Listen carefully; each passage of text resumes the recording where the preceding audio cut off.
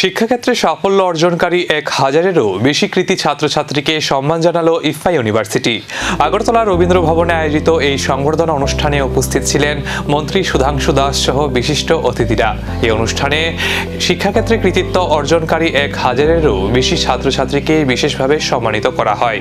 কৃতী শিক্ষার্থীদের হাতে সম্মাননা স্মারক তুলে দিয়ে তাদের আগামী দিনের সাফল্য কামনা করেন অতিথিরা।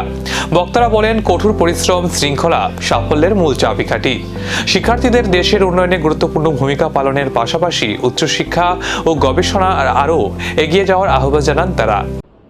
বেশিরভাগ মানুষই সত্যকে ধারণ করতে চায় না, সত্যকে গ্রহণ করতে চায় না, সত্যকে স্বীকার করতে চায় না।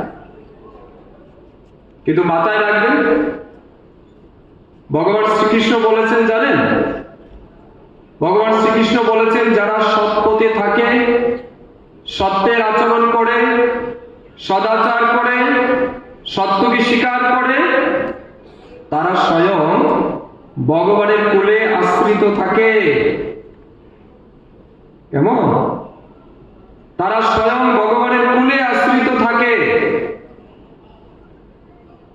সত্য হয়তো দেরিতে প্রকাশিত হয়, কিন্তু একদিন হবেই। কিন্তু মিথ্যার দ্বারা যে কোনো সফল, এটা temporary, this is not permanent one. তাই সততা আপনাদের বজায় রাখা উচিত। কোন কোন জায়গায় সৎ থাকতে হবে? আপনি আপনার ক্যারিয়ারের প্রতি সৎ থাকা উচিত, আপনার গার্ডিয়ানের প্রতি সৎ থাকা উচিত, আপনার ইনস্টিটিউশনের প্রতি।